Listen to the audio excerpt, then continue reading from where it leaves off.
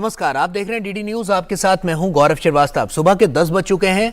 News at 10 लेकर हम हाजिर हैं। तो अगले 1 घंटे में तमाम बड़ी और महत्वपूर्ण खबरों से हम आपको रूबरू करवाएंगे।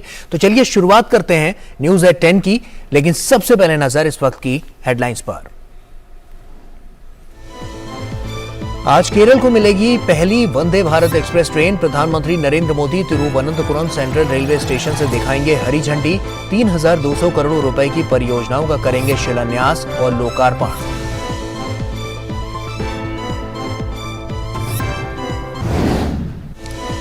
प्रधानमंत्री आज ही दादरा नागर हवेली का करेंगे दौरा। सिलवासा में मेडिकल कॉलेज का करेंगे उद्घाटन। स्कूल, सड़क और पानी जैसी योजनाओं से जुड़ी 4850 करोड़ से अधिक की परियोजनाओं का होगा शिलान्यास और लोकार्पण। देश विरोधी गतिविधियों में शामिल पॉपुलर फ्रंट ऑफ इंडिया पर एनआईए की बड़ी कार्रवाई। मध्य प्रदेश, उत्तर प्रदेश और बिहार सहित करीब 17 जगहों पर मारा छापा। कर्नाटक में आज बीजेपी नेता और केंद्रीय मंत्री अमित शाह करेंगे आज से होगा शुरू। जेडीएस ने भी झोंकी ताकत। ऑपरेशन कावेरी के तहत सूडान से निकाले गए अब तक 500 भारतीय। सूडान के अधिकारियों, यूएन, यूएई समेत अमेरिका के साथ लगातार संपर्क में हैं भारत के अधिकारी। पनामा दौरे पर भारत के विदेश मंत्री ने दोनों देशों के बीच व्यापार सहयोग बढ़ाने पर दिया बल। Bharat Latin America business forum में रखी अपनी बात। पनामा के राष्ट्रपति के साथ भी हुई अहम मुद्दों पर बात।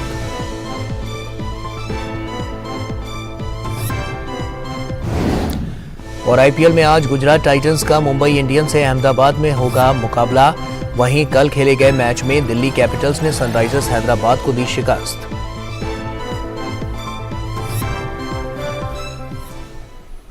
और आइए अब खबरों की शुरुआत करते हैं।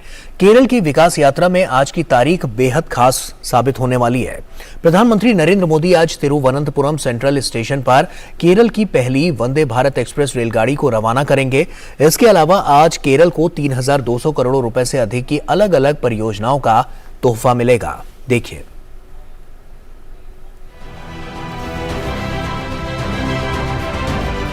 पीएम मोदी राज्य को तमाम सौगातें देंगे, जिससे कनेक्टिविटी और पर्यटन को बहुत बढ़ावा मिलने वाला है। प्रधानमंत्री तिरुवनंतपुरम सेंट्रल स्टेशन पर तिरुवनंतपुरम और कासरगोड के बीच केरल की पहली वंदे भारत एक्सप्रेस को झंडी दिखाकर रवाना करेंगे। ये रेलगाड़ी 11 जिलों तिरुवनंतपुरम, कोल्लम, कोट्टायम, एर्नाकुलम, त्रिशूर, पलक्कड़, पठानमथिट्टा, मलप्पुरम, कोझिकोड, कन्नूर और कासरगोड स्थानों को कवर करेगी।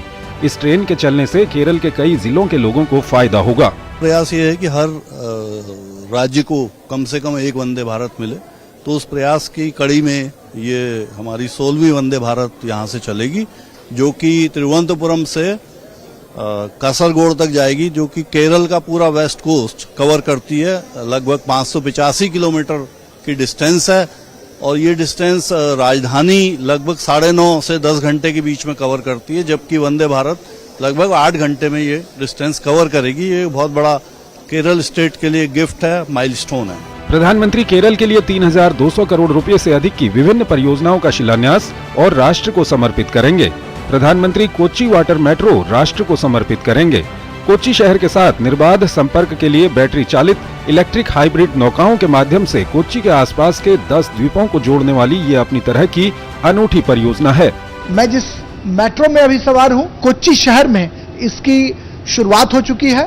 38 स्टेशन जो है वो बनाए गए हैं और कई किलोमीटर की यात्रा करके जो बाहर सड़कों पर भीड़ है, उस भीड़ को नियंत्रित करने के लिए, और ये इको फ्रेंडली भी है। This is a very sustainable project for the environment. First of all, this is electric hybrid boats are being used for the public, and the flora and fauna, the मछली सब fishermen लोग सब, उसको कुछ ये disturbance नहीं होता है। This is not using any fossil fuel. This is being used. This electricity is being used for the entire purpose as such. ये देश की पहली वाटर मेट्रो है। ये वाटर मेट्रो लोगों को किफायती और सुरक्षित यात्रा उपलब्ध कराएगी। वाटर मेट्रो कोच्चि और उसके आसपास के 10 द्वीपों को जोड़ेगी। पीएम मोदी ने खुद वाटर मेट्रो की तस्वीरें जारी करते हुए बताया, कोच्चि वाटर मेट्रो शहर के बुनियादी ढांचे को बढ़ाने में अहम साबित होगी। करीब 1136 करोड़ रुपए की परियोजना को केरल के लिए ड्रीम प्रोजेक्ट कहा जा रहा है। इससे शहर में सार्वजनिक परिवहन व पर्यटन के जरिए आर्थिक गतिविधियों को बढ़ावा मिलेगा। सबसे बड़ी बात यह है कि टूरिज्म का पोटेंशियल तो है। जो 10 आइलैंड में काफी सारे विदेशी टूरिस्ट और नेशनल टूरिस्ट भी आते हैं, तो वो लोग इसमें जा सकते हैं। बड़ा कंफर्टेबल जर्नी है। आइलैंड में जो यूथ रहते हैं उनको जल्दी जल्दी पहुंच सकते हैं, पहले ऐसा नहीं था। तो और उनको रेगुलर सर्विस मिल जाएगा मेट्रो जैसा, तो उनके लिए आसान हो जाएगा काम करने के लिए, कोई बिजनेस करने के लिए। एक बोट में 3-3 क्रू मेंबर होते हैं। हम तो चाहते हैं कि हमारा दिल तो ये चाहता है कि सभी लोग आइलैंड से भी आएं। वाटर मेट्रो में यात्रा की कीमत काफी कम होगी। ट्रैफिक नहीं होने की वजह से इसमें समय की भी बचत होगी। वाटर मेट्रो 2 रूट पर चलेगी और लोगों को हर 15 मिनट में आवाजाही के लिए मेट्रो मिलेगी। इसमें कुल 78 इलेक्ट्रिक नौकाएं शामिल हैं। प्रत्येक मेट्रो में 50 से 100 यात्री बैठ सकते हैं। वाटर मेट्रो 26 अप्रैल को सुबह 7 बजे से अपने पहले रूट हाईकोर्ट वाइपिन पर परिचालन शुरू करेगी। वहीं दूसरे रूट वेट्टिला कक्कनाड पर सेवा 27 अप्रैल की सुबह 7 बजे से शुरू होगी। एक बार की यात्रा के लिए लोगों से 20 रुपये का किराया लिया जाएगा। वाटर मेट्रो से 20 मिनट से भी कम समय में हाईकोर्ट से वाइपिन तक पहुंचा जा सकेगा। वहीं व्याटिला से कक्कनाड तक सफर करने का अनुमानित समय करीब 25 मिनट है। ये सेवा सुबह 7 बजे से रात 8 बजे तक जारी रहेगी। हाईकोर्ट वाइपिन रूट पर पीक आवर्स में हर 15 मिनट में नावों का संचालन होगा। लोग इस वाटर मेट्रो से काफी खुश हैं। डिंडीगुल पलानी पलक्कड़ खंड का रेल विद्युतीकरण किया गया है। प्रधानमंत्री इसे भी देश को समर्पित करेंगे। आयोजन के दौरान प्रधानमंत्री विभिन्न रेल परियोजनाओं की आधारशिला रखेंगे। वो तिरुवनंतपुरम, कोझिकोड, वर्कला, शिवगिरी रेलवे स्टेशन के पुनर्विकास और निमोन व कोचुवेली सहित तिरुवनंतपुरम क्षेत्र के व्यापक विकास और तिरुवनंतपुरम शोरानूर खंड की सेक्शनल गति में वृद्धि की परियोजनाओं की आधारशिला भी रखेंगे। प्रधानमंत्री तिरुवनंतपुरम में डिजिटल साइंस पार्क की आधारशिला रखेंगे। कुल मिलाकर पीएम मोदी का ये दौरा राज्य में कनेक्टिविटी और पर्यटन को मजबूत करने की दिशा में बेहद अहम है। अभिषेक सिंह और राजेश राज के साथ ब्यूरो रिपोर्ट, डीडी न्यूज। और आइए जानते हैं कि केरल में जब वंदे भारत ट्रेन चलेगी तो किन लोगों को फायदा होगा। हमारे संवाददाता अभिषेक सिंह से ने दक्षिणी रेलवे के जोनल मैनेजर RN सिंह से खास बातचीत की। आइए देखते हैं। प्रधानमंत्री नरेंद्र मोदी मंगलवार को तिरुवनंतपुरम से वंदे भारत की 16वीं रैक को हरी झंडी दिखाकर रवाना करेंगे। हालांकि ये केरल के लिए पहली वंदे भारत होगी और इस पर बातचीत के लिए हमारे साथ मौजूद है सदर्न रेलवे के general manager RN Singh ji. Sir, Doordarshan news से बातचीत के लिए बहुत बहुत शुक्रिया आपका। सर, सबसे पहला मेरा सवाल ये है कि पिछले 1 महीने का अगर अंतराल देखें तो प्रधानमंत्री का लगातार दौरा रहा है, सिकंदराबाद, चेन्नई और फिर आप ही के जोन में ये केरल को भी एक गिफ्ट मिलने जा रहा है। जी, ये वंदे भारत जो अलग अलग राज्यों से चल रही है, तो उसी क्रम में अब केरल का भी में पहली वंदे भारत चल रही है। तो पहला प्रयास ये है कि हर राज्य को कम से कम एक वंदे भारत मिले। तो उस प्रयास की कड़ी में ये हमारी 16वीं वंदे भारत यहाँ से चलेगी, जो कि तिरुवनंतपुरम से कासरगोड तक जाएगी, जो कि केरल का पूरा वेस्ट कोस्ट कवर करती है। लगभग 585 किलोमीटर की डिस्टेंस है और ये डिस्टेंस राजधानी लगभग 9.5 से 10 घंटे के बीच में कवर करती है, जबकि वंदे भारत लगभग 8 घंटे में ये डिस्टेंस कवर करेगी। ये बहुत बड़ा केरल स्टेट के लिए गिफ्ट है, माइलस्टोन है। इस क्षेत्र में सर टूरिज्म को लेकर के, क्योंकि यहाँ के केरल के लोगों को जो फायदा, क्या फायदा होता है, और साथ साथ केरल में बहुत बाहर से भी सैलानी आते हैं, टूरिज्म को कितना बूस्टअप होगा सर? आप ये केरल को अगर आप इसकी ज्योग्राफी देखें तो जितने टूरिस्ट प्लेस हैं ज़्यादातर वेस्ट कोस्ट के अलोंग हैं, और फॉर्चुनेटली ये वंदे भारत भी वेस्ट कोस्ट के अलोंग ही चलेगी। तो जितने भी ज़्यादातर डिस्ट्रिक्ट हैं जिसमें मेजर टूरिस्ट डेस्टिनेशन आए, तो तिरुवनंतपुरम हो गया, कोल्लम हो गया, कोट्टायम हो गया, फिर आपका त्रिशूर हो गया, फिर कोझिकोड हो गया, कासरगोड हो गया, कन्नूर हो गया। तो ये सारे बहुत हाई फुटफॉल वाले टूरिस्ट डेस्टिनेशन है और वंदे भारत इन्हीं टूरिस्ट डेस्टिनेशन को जोड़ने का काम करेगी। और वंदे भारत अपने आप में एक टूरिस्ट अट्रैक्शन है। चेन्नई से कोयम्बटूर 2 बड़े शहरों में व्यापारिक गतिविधियों को भी काफी बढ़ावा मिला। इस क्षेत्र में भी सर आपको क्या लगता है, जो रोजगार करने वाले लोग हैं, जो व्यापारी वर्ग हो, उनको कितना बड़ा फायदा मिलने जा रहा है? ये जो वेस्ट कोस्ट वाली लाइन है त्रिवेंद्रम से लेके कासरगोड, बेंगलोर तक जो जाती है, इस पे बहुत ज्यादा कम्यूटर मूवमेंट है और लगातार इस क्षेत्र में हमारे पब्लिक रिप्रेजेंटेटिव और पब्लिक की डिमांड रहती है कि इस पे और ज़्यादा ट्रेनें चलाएं और तेज गति से ट्रेन चलाएं। वंदे भारत के अलावा भी जो बड़े प्रोजेक्ट्स हैं उनके बारे में कुछ बताइए। सरकार की ये प्राथमिकता वाले क्षेत्र हैं, तो यहाँ पर एक तो मैंने जैसा कि आपको बताया जो वेस्ट कोस्ट लाइन है तिरुवनंतपुरम से मैंगलोर तक, इस पे हम स्पीड रेजिंग का काम कर रहे हैं। इसके अलावा जितने भी इस क्षेत्र में हाई डेंसिटी रूट हैं, कई अभी भी यहाँ सिंगल लाइन है। पहले गेज कन्वर्जन नहीं हुआ था, अब सारा गेज कन्वर्जन होकर बीजी रूट हो गया है। सिंगल लाइन को डबल लाइन किया जा रहा है। केरल में ऑलरेडी 100% इलेक्ट्रिफिकेशन हो गया है। एक छोटा सा पालघाट से नीलाम्बूर सेक्शन है, वो भी दिसंबर तक हो जाएगा। Kerala will become 100% electrified railway network.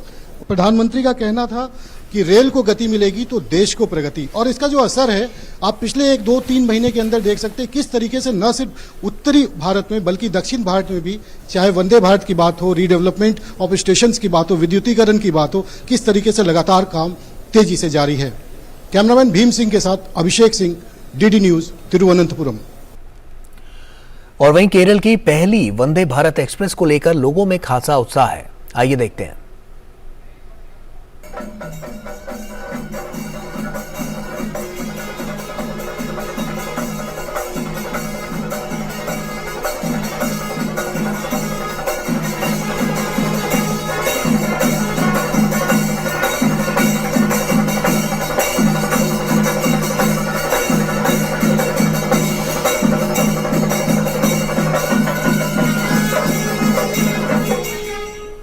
Sir, I would like to sing a song in Malayalam. This song gives us a message to preserve our earth for our future generations and recalls us how our actions are affecting our earth.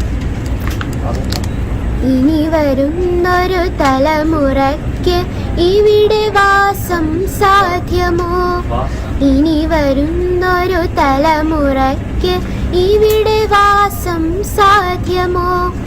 മലിനമായ ജലാശയം, അതിമലിനമായൊരു ഭൂമിയും. മലിനമായ ജലാശയം, അതിമലിനമായൊരു ഭൂമിയും. Thank you sir. और अब तिरुवनंतपुरम का रुख कर लेते हैं। हमारे सहयोगी अभिषेक सिंह हमारे साथ फोन लाइन पर जुड़ चुके हैं। अभिषेक, अब से कुछ ही देर में प्रधानमंत्री नरेंद्र मोदी वहां पर पहुंचेंगे, ऐसे में क्या तैयारियां नजर आ रही हैं? हलचल क्या कहती है? कब तक ये जो वंदे भारत की जो सौगात है वो यहां पर केरल वासियों को मिल जाएगी? बिल्कुल गौरव, देखिए अब से थोड़ी देर में प्रधानमंत्री यहाँ पर पहुंचने हैं और स्टेशन तिरुवनंतपुरम रेलवे और यहाँ पर स्टेशन की हालत से लोग दुखद भरे हुए, चाहे बुजुर्ग हो, युवा हो या फिर बच्चे हो, की यहाँ संख्या देखी जा सकती है। बहुत ज्यादा जगह नहीं होता स्टेशन, लेकिन जो प्लेटफॉर्म है, जो अलग प्लेटफॉर्म है, वहाँ पर जो लोग हैं वो काफी ज्यादा संख्या में मौजूद है और काफी एक्साइटेड है। ढोल बाजे कल्चरल संगीत के साथ यहाँ पर ट्रेडिशनल वेशभूषा जो है, पारंपरिक वेशभूषा है, इंतजार कर रहे हैं कि कब वो पल आएगा प्रधानमंत्री नरेंद्र मोदी यहाँ पहुंचेंगे और इस भारत ट्रेन को हरी झंडी दिखाकर रवाना करेंगे। जो गवाह है वो यहाँ का हर किलो में। बिल्कुल अभिषेक, बहुत महत्वपूर्ण दिन है। तमाम जो परियोजनाएं हैं वो तो यहाँ पर मिलेंगी ही, और साथ ही साथ जो वंदे भारत की सौगात मिलने वाली है वो अपने आप में काफी बड़ी और महत्वपूर्ण पहल हो जाती है। बहुत बहुत शुक्रिया तमाम जानकारियां हमसे साझा करने के लिए। और आपको बता दें कि प्रधानमंत्री मोदी आज दादरा नगर हवेली भी जाएंगे और वहां भी विकास कार्यों की एक नई लहर आज से चलेगी। सिलवासा में मेडिकल कॉलेज और दमन में देवका सी फ्रंट देश को समर्पित करेंगे और इसके अलावा दादरा और नगर हवेली में आज 4,850 करोड़ रुपए की विकास परियोजनाओं की शुरुआत होगी। सिलवासा का ये नमो medical education and research institute बनकर तैयार है। प्रधानमंत्री मोदी इसे राष्ट्र को समर्पित करेंगे। इससे केंद्र शासित प्रदेश दादरा और नागर हवेली, दमन एवं दीव के नागरिकों की स्वास्थ्य सेवाओं में अभूतपूर्व वृद्धि होगी। अत्याधुनिक मेडिकल कॉलेज में नवीनतम अनुसंधान केंद्र, राष्ट्रीय और अंतर्राष्ट्रीय पत्रिकाओं से सुसज्जित 24 घंटे केंद्रीय पुस्तकालय, विशेष चिकित्सा कर्मचारी, चिकित्सा प्रयोगशालाएं, स्मार्ट लेक्चर हॉल, अनुसंधान प्रयोगशालाएं, शरीर रचना संग्रहालय, क्लब हाउस और खेल सुविधाएं शामिल हैं। छात्रों और संकाय सदस्यों के लिए आवासीय परिसर की सुविधा भी मुहैया कराई गई है। हमारी पूरी जो यहाँ की मेडिकल एजुकेशन है वो पूरे डिजिटली कनेक्टेड है। बहुत जगह ऐसा होता है कि हम बच्चों को सुविधाएं नहीं मिल पाती हैं, तो ये सुविधाएं यहाँ पे सारी की सारी लेस हैं, चाहे वो कोई भी सुविधा हो। जैसे कि हम बोलेंगे हॉस्टल की सुविधाएं हैं, हॉस्पिटल भी हमारा बहुत बड़ा है जो 35 एकड़ और 203 करोड़ की लागत से बना ये नमो medical education and research institute केंद्र शासित प्रदेश दादर नगर हवेली और दमन दीव का पहला मेडिकल कॉलेज है। इस नमो medical education and research institute के बन जाने से आदिवासी बहुल इस क्षेत्र में न केवल वर्ल्ड क्लास चिकित्सा सुविधा मिलेगी, बल्कि यहाँ के जो बच्चे हैं वो अपने घर के पास ही मेडिकल की पढ़ाई कर सकेंगे। प्रधानमंत्री सिलवासा के साइली मैदान में 4,850 करोड़ रुपए से ज्यादा की 96 परियोजनाओं का शिलान्यास और लोकार्पण करेंगे। इन परियोजनाओं में दादरा और नागर हवेली जिले के मोरखल, खिरडी, सिंदोनी और मसाट के सरकारी स्कूल शामिल हैं। जिले की सड़कों का सौंदर्यीकरण, सुदृढ़ीकरण और चौड़ीकरण, अंबावाड़ी, परियारी, दमनवाड़ा, खारीवाड़ और सरकारी इंजीनियरिंग कॉलेज, दमन के सरकारी स्कूल, मोती दमन और नानी दमन में मछली बाजार और शॉपिंग कॉम्प्लेक्स और नानी दमन में जल आपूर्ति योजना की विस्तार की परियोजनाएं शामिल हैं। मुझे बताते हुए गर्व भी हो रहा है कि शिक्षा हो, हेल्थ हो, सोशल सेक्टर हो, इंफ्रास्ट्रक्चर हो, ये सारे क्षेत्रों में अकल्पनीय अद्भुत इस क्षेत्र में बदलाव हुआ है। प्रधानमंत्री दमन में देवका सी फ्रंट भी राष्ट्र को समर्पित करेंगे। लगभग 165 करोड़ रुपए की लागत से करीब 5.45 किलोमीटर का सी फ्रंट बनाया गया है।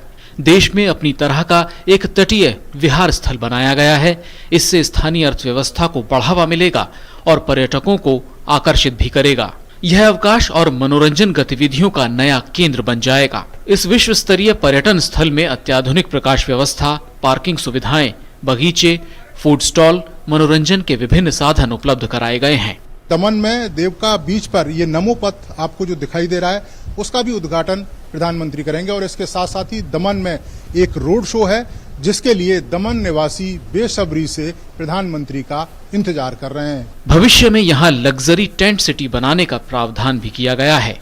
दमन से नीरज सिंह और सिलवासा से नीतेंद्र सिंह की रिपोर्ट, डीडी न्यूज।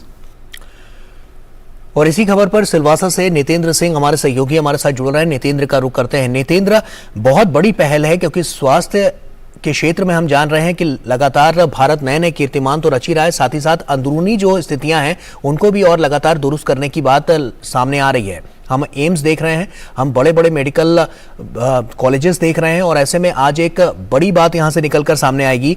किस तरह की प्रतिक्रियाएं वहां के लोगों की अभी तक मिलती हुई आपको नजर आई है, क्योंकि आपने लोगों से वहां बातचीत की होगी, क्या अनुभूति उनकी रही है, क्योंकि एक बड़ी पहल, एक बड़ी सौगात आज उनको मिलती हुई नजर आएगी? निश्चित तौर पे देखिए, ये दादर नगर हवेली दमन दीव केंद्र शासित प्रदेश है और आजादी के बाद पहली बार उनको एक मेडिकल कॉलेज मिला है और ये रिसर्च प्रीमियर रिसर्च इंस्टीट्यूट के तौर पे इसको खोला गया है। और यहाँ के जो नागरिक हैं, यहाँ के छात्र हैं, मैं आदिवासी इलाका ये है तो वहाँ पर मैं कई गाँवों में भी गया था, वहाँ लोग बहुत खुश हैं क्योंकि उनको ऐसा लगता है कि उनके जो बच्चे हैं वो यहीं पे डॉक्टरी की पढ़ाई करेंगे और यहीं से वो डॉक्टर बनेंगे। तो ये एक बहुत बड़ी सौगात है दादर नगर हवेली के जो लोग हैं उनके लिए, खासतौर पे जो आर्थिक रूप से कमजोर बच्चे हैं, परिवार है, उनके बच्चे मेडिकल की पढ़ाई कर सकते हैं क्योंकि जो 177 सीट है इस मेडिकल कॉलेज में उसमें 27 सीट आर्थिक रूप से कमजोर बच्चों के लिए रिजर्व है और 177 में से 142 सीट जो है वो दादर नगर हवेली दमन दीव के जो छात्र हैं उनके रिजर्व है। क्योंकि पहले उनको ऑल इंडिया में सिर्फ 5 सीट शुरुआत में मिलती थी और बाद में 12 सीट तक मिलता था और उससे वो पूर्ति नहीं हो पाता था यहाँ के बच्चों जो टैलेंटेड बच्चे थे। तो इस वजह से उनके लिए एक बड़ी बात है और सबने यही कहा हमसे कि उनके घर के पास ही जब मेडिकल कॉलेज खुलता है तो घर के पास वो पढ़ सकते हैं और साथ ही साथ डॉक्टर बन सकते हैं। तो ये जो सपना होता है गरीब बच्चों का, आर्थिक रूप से कमजोर परिवारों का, कि उनके बच्चे भी डॉक्टर बने, वो पूरा हुआ नजर आ रहा है। बहुत ही नितेंद्र, तमाम सहूलियत भी यहाँ पर दी गई है कि जैसे फीस में भी ज्यादा बढ़ोतरी नहीं की गई है, फीस भी उतनी रखी गई है कि अगर कोई गरीब तबका है, उनका बच्चा डॉक्टर बनना चाहता है तो उनके लिए भी यहाँ पर एक विकल्प मौजूद है। जी बिल्कुल, देखिए सालाना 30,000 फीस है। मेरी जब बात हुई थी कल तो ये बताया गया, तो 30,000 फीस तो बहुत ही मामूली, आप समझ सकते हैं कि ये बहुत ही मामूली फीस है, और इसमें आर्थिक रूप से कमजोर बच्चे जो है वो पढ़ सकते हैं। खास बात इसमें ये भी है कि ये वर्ल्ड क्लास मेडिकल एक तरह से एजुकेशन का हब बनेगा, और इसकी डिजाइन इस तरह से की गई है कि जो इसका लाइब्रेरी है वो बहुत ही खास है। 3 मंजिला लाइब्रेरी है और इसमें तकरीबन 700 लोग बैठ सकते हैं, जिसमें स्टूडेंट, फैकल्टी सभी है, और इसमें जो डिजिटल लाइब्रेरी है पूरी तरीके से, और इसमें RFID का उपयोग किया गया है। इसका मतलब ये हुआ कि अगर जो बच्चे बुक लेना चाहते हैं तो RFID से ले सकते हैं, डिजिटली खुद भी ले सकते हैं, और पूरा डिस्क्रिप्शन आ जाएगा। और बहुत बढ़िया कैफेटेरिया है, इंडोर जो स्पोर्ट्स की व्यवस्था है, स्विमिंग पूल है, बहुत बेहतरीन छात्रावास है, और जो फैकल्टी है उनके लिए आवास की व्यवस्था की गई है। तो कुल मिलाकर के एक रिसर्च के लिए अगर हम बात करें तो म्यूजियम है जिसमें 416 स्पेसिमेन QR कोड से जुड़ा हुआ है। अगर किसी भी बच्चे को अगर प्रैक्टिकल करना है तो वो QR कोड से स्कैन करेगा और उसके बारे में काफी डिटेल जानकारी मिलेगी। तो प्रैक्टिकल की भी बहुत अच्छी सुविधा है, क्योंकि इसको रिसर्च के पर्पज से बनाया गया है, और ऑर्गन डोनेशन को लेकर के काफी कुछ यहाँ पे किया जाए, क्योंकि अस्पताल से जुड़ा हुआ है, विनोबा भावे अस्पताल से जुड़ा हुआ है, और कोई सडनली किसी की डेथ होती है या अकस्मात कोई जो अननोन बॉडी आती है तो उसको ऑर्गन डोनेशन के लिए भी इस पे ज्यादा से ज्यादा प्रेरित किया जाएगा। मान लिया किसी का ब्रेन डेड हो गया तो काउंसलिंग की व्यवस्था है उनके परिवार के लिए कि वो अंगदान कर सके। नितेंद्र, जो बड़ी बीमारियां होती हैं उसमें ये मेडिकल कॉलेज किस तरह का रोल निभाता हुआ नजर आएगा? क्या लोगों को बड़े शहरों का रुख करना पड़ेगा या यहाँ पर भी वो सारी फैसिलिटीज होंगी जो वर्ल्ड क्लास हॉस्पिटल्स में मिलती हैं? देखिए, वर्ल्ड क्लास फैसिलिटी यहाँ पे होगी, क्योंकि जो विनोबा भावे जो डिस्ट्रिक्ट हॉस्पिटल है अभी करीब 600 से ज्यादा बेड यहाँ पर है, और आगे इसको और विस्तार दिया जाने वाला है, और तकरीबन 1270 बेड तक ये जाएगा आने वाले कुछ दिनों में। और इसमें जितनी भी हम बात करते, चाहे हार्ट की बात करें, किडनी की बात करें, डायलिसिस की बात करें, कैंसर की बात करें, या फिर बाकी जो सुपर स्पेशलिटी इलाज की व्यवस्था हो, वो तमाम सुविधाएं यहाँ मिलेगी। और जब कोई मेडिकल कॉलेज से अस्पताल जुड़ता है तो उसकी क्वालिटी में ऐसी वृद्धि हो जाती है। एक तो मैन पावर बढ़ता है, डॉक्टरों की संख्या बढ़ेगी, दूसरी जो नर्सेज है उनकी संख्या बढ़ेगी, और सर्विसेज काफी बेहतरीन हो जाता है। और हम जानते हैं कि दादर नगर हवेली हो या गुजरात चूंकि सटा हुआ है, इधर मुंबई महाराष्ट्र भी है, तो आसपास राजस्थान के लोग इधर आते हैं, तो आसपास के करीब 3-4 जो राज्य हैं वहाँ के भी नागरिक यहाँ इलाज कराने आते हैं और आ सकते हैं। तो इस तरह की ये व्यवस्था की गई है, और वो बहुत बड़ी बात है दादरा नगर हवेली और दमन दीव के जो नागरिक है उनके लिए। और सबसे अच्छी बात है कि केंद्र शासित प्रदेश का ये पहला ये मेडिकल कॉलेज मिला है आजादी के 70 साल बाद। शुक्रिया नितेंद्र, तमाम जानकारियां हमसे साझा करने के लिए, लेकिन आप नजर बनाकर रखें, हम आगे भी आपसे अपडेट लेते रहेंगे। बहुत बहुत शुक्रिया। आगे बढ़ते हैं, आपको बता दें कि विदेश मंत्री डॉक्टर एस जयशंकर ने अपने पनामा समकक्ष जेनेना तेवेनेमोकोमो के साथ मुलाकात की है और उन्होंने व्यापार संबंधों, कनेक्टिविटी, स्वास्थ्य और फार्मा, ऊर्जा और हरित हाइड्रोजन, सेमीकंडक्टर्स और मोबिलिटी पर चर्चा की। उन्होंने बहुपक्षीय मंचों पर दोनों देशों के बीच घनिष्ठ सहयोग का भी उल्लेख किया। उन्होंने कहा कि इस संबंध में चर्चा जारी रहेगी। डॉक्टर जयशंकर ने भारत लैटिन अमेरिका व्यापार कार्यक्रम में मुख्य भाषण भी दिया।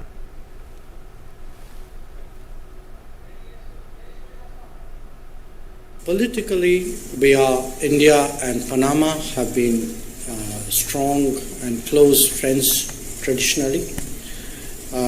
We share the attributes of being politically democracies, of being market economies, of being pluralistic societies. And our world outlook is also very similar. We take independent positions. We are part of a larger South-South cooperation. So there is a very good base of understanding and friendship on which our discussions were held today. Much of the talks were devoted to how to deepen our friendship, how to expand our cooperation. Among the specific issues that we discussed were those pertaining to trade and investment, the possibilities of exploring a logistics hub here for Indian companies.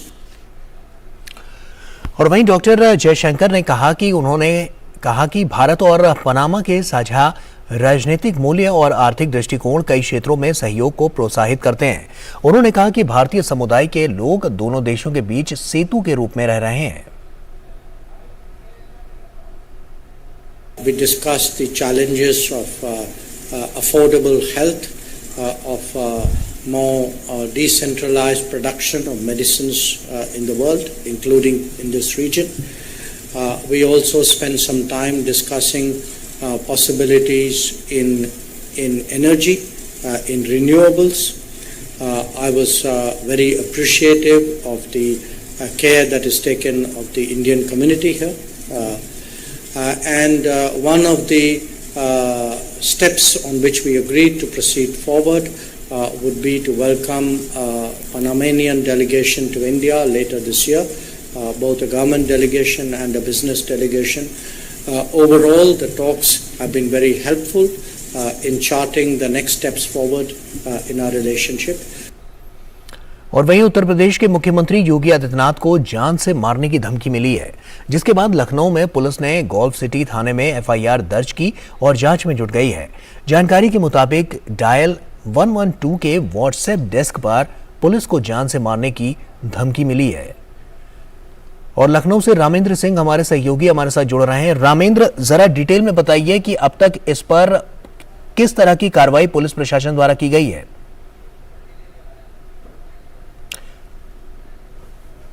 Ramendra से हम फिर से संपर्क करने की कोशिश करेंगे, लेकिन आपको बता दें कि काफी बड़ा और महत्वपूर्ण ये पूरा मामला, क्योंकि धमकी मिलने के बाद अब जांच में पुलिस जुटी हुई है और ऐसे में अब खंगालने की कोशिश की जा रही है कि आखिर वो कौन सा शख्स है जिसने जान से मारने की धमकी दी है। रामेंद्र हमारे सहयोगी हमारे साथ लखनऊ से जुड़ चुके हैं। रामेंद्र, डिटेल में बताइए कि अभी तक किस तरह की कार्रवाई की गई है और क्या बड़े खुलासे हाथ लगे हैं। देखिए, 23 अप्रैल को मैसेज के द्वारा डायल 112 में ये धमकी दी गई थी मुख्यमंत्री को जान से मारने की, और उसके बाद जब सारी सूचनाएं जो डायल 112 में आई वो एटीएस को, एसटीएफ को और पुलिस के आला अधिकारियों को दी जा चुकी हैं। सुशांत गोल्फ सिटी में इसका मुकदमा दर्ज किया जा चुका है। पुलिस तफ्तीश में जुटी है कि किस नंबर से आया, ये कौन है, क्योंकि लगातार इस तरह की धमकियां मिलती रहती है और कई फाल्स चीजें निकली बाद में, लेकिन एक भी धमकी को ऐसे नहीं छोड़ा जा सकता। कब वो गंभीर हो जाएगी इसका कोई तयशुदा कार्यक्रम नहीं होता है। तो पुलिस जो भी धमकी आती है उस पर जांच करेगी। मुकदमा दर्ज हो गया है और जांच की कार्रवाई पुलिस ने शुरू कर दी है। 1-2 दिन में इसके रिजल्ट मिलने की संभावना दिख रही है। गौरव, क्या अभी तक इस बात को लेकर कोई पुष्टि नहीं हो पाई है? पुलिस के हाथ क्या अभी भी खाली है या इसमें कोई बड़ी बढ़त पुलिस को मिलती हुई नजर आ रही है? नहीं, पुलिस ने वो सारी डिटेल्स कलेक्ट कर लिया और जांच आगे बढ़ा दी है, क्योंकि मुकदमा दर्ज होने के बाद जब अधिकारियों के निर्देश मिल जाते हैं उसके बाद कार्रवाई शुरू होती, तो पुलिस लगभग पहुंच के करीब है, क्योंकि उसी टेलीफोन नंबर से मैसेज आया था। लेकिन अभी तक पुलिस ने कोई स्पष्टीकरण इस मामले में नहीं दिया है। हो सकता है कि पुलिस वहां तक पहुंच रही हो, लेकिन अभी तक पुलिस की तरफ से कोई स्पष्टीकरण इस मामले में नहीं आया है। जिस व्हाट्सएप की जिक्र किया जा रहा है, क्या वो नंबर भी ट्रेस हो पाया अब तक? बिल्कुल, नंबर ट्रेस हो गया है, बाकी सारी चीजें पुलिस के पास हैं। पुलिस के आला अधिकारी गिरफ्तारी के बाद उससे पूछताछ करेंगे, क्योंकि एटीएस को भी इसमें इन्वॉल्व किया गया है। तो पुलिस की एक बड़ी इकाई है जो उस पर काम कर रही है। तो उम्मीद है कि 1-2 दिन में सारे रिजल्ट आएंगे, लेकिन अभी तक पुलिस ने कोई तफ्तीश की जो जानकारी है वो सार्वजनिक नहीं की है। चलिए, शुक्रिया रामेंद्र तमाम जानकारियां हमसे साझा करने के लिए। तो काफी बड़ा मामला है, हालांकि पुलिस लगातार इसमें छानबीन कर रही है और आने वाले समय में एक बेहतर उम्मीद यहां पर यह जताई जा रही है कि जल्द से जल्द इस पर कार्रवाई होगी और जो यहां पर दोषी है वो सलाखों के पीछे होगा।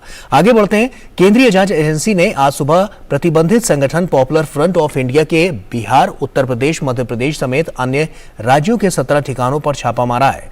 बिहार में 12, उत्तर प्रदेश में 2, मध्य प्रदेश में 2, पंजाब के लुधियाना में 1 और गोवा में 1 स्थान पर दबिश दी गई है। बिहार के दरभंगा और मोतिहारी में आज सुबह जब पीएफआई से जुड़े सदस्यों के खिलाफ छापेमारी करने अधिकारी पहुंचे तो इलाके में हड़कंप मच गया। दरभंगा में डॉक्टर सारिक रजा और मोहम्मद महबूब के घर अलग अलग टीम पहुंची। तो वहीं मोतिहारी में सज्जाद अंसारी के घर में भी छापा मारा गया। एनआईए के साथ स्थानीय पुलिस भी मौके पर है। सभी जगह बाहर से घर को लॉक कर दिया गया है। किसी बाहरी को प्रवेश नहीं करने दिया जा रहा है। वहीं टीम घर के अंदर दस्तावेजों को खंगाल रही है। मध्य प्रदेश में ये कार्रवाई खंडवा और उज्जैन में की गई है। खंडवा और उज्जैन में पीएफआई कार्यकर्ताओं की तलाश की जा रही है।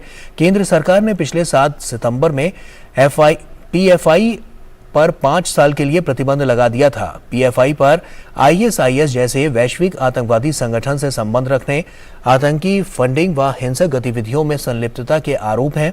इससे पूर्व 2022 में 22 सितंबर और 27 सितंबर को एनआईए, ईडी और राज्यों की पुलिस ने पीएफआई के खिलाफ ताबड़तोड़ छापे मारकर 106 लोगों को गिरफ्तार किया था। दूसरे चरण में भी पीएफआई के 247 लोग हिरासत में लिए गए थे। पीएफआई 15 राज्यों दिल्ली, आंध्र प्रदेश, असम, बिहार, केरल, झारखंड, पश्चिम बंगाल, उत्तर प्रदेश, कर्नाटक, पश्चिम बंगाल, राजस्थान, हरियाणा, तमिलनाडु, तेलंगाना और मध्य प्रदेश में सक्रिय है।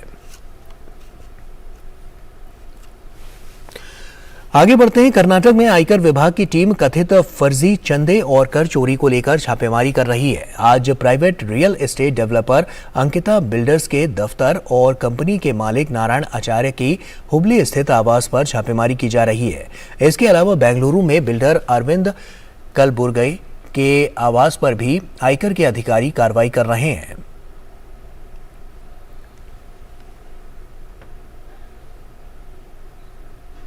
और कर्नाटक में चुनावी रंग दिन ब दिन गहरा हो रहा है। कल नामांकन वापसी के बाद कुल 2613 प्रत्याशी मैदान में रह गए हैं। इनके बीच 224 विधानसभा सीट पर मुकाबला 10 मई को होगा। चुनावी समर में बीजेपी के दिग्गज नेता और केंद्र में मंत्री अमित शाह लगातार प्रचार की कमान संभाले हुए हैं। आज अमित शाह बागलकोट और विजयपुरा में रैली करेंगे। इसके अलावा यादगीर में एक रोड शो का कार्यक्रम भी है।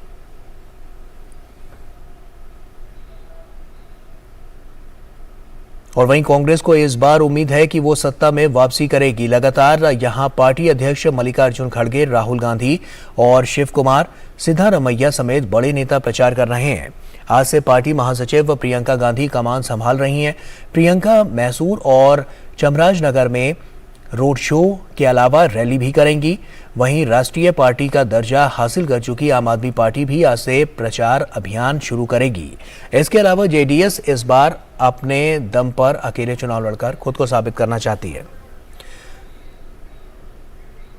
और ये देखिए, प्रधानमंत्री नरेंद्र मोदी, सीधी तस्वीरें हम आपको दिखा रहे हैं। तिरुवनंतपुरम किस तरह से लगातार ये रोड शो किया जा रहा है और लोगों का जमावड़ा आप देख सकते हैं कि यहाँ पर पहले से है। प्रधानमंत्री की एक छवि पाने के लिए लोग पहले से यहाँ पर हैं। केरल को बड़ी सौगातें आज यहाँ पर मिलती हुई नजर आएंगी।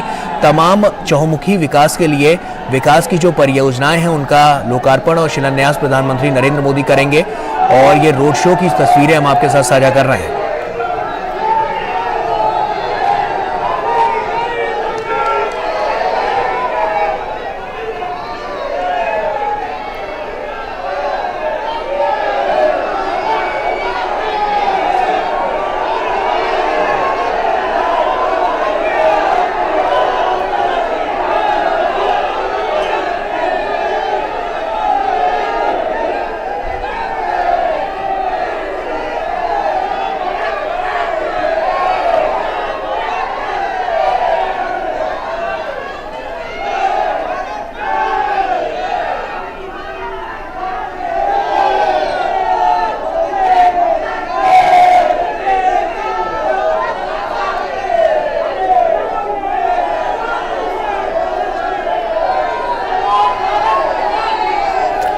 अभिषेक हमारे सहयोगी हमारे साथ फोन लाइन पर जुड़ चुके हैं। अभिषेक, प्रधानमंत्री नरेंद्र मोदी पहुंच चुके हैं और ऐसे में काफी महत्वपूर्ण ये पूरा दौरा, रोड शो के दौरान की तस्वीरें हम दर्शकों तक पहुंचा रहे हैं। ताजा जानकारी क्या है आपके पास?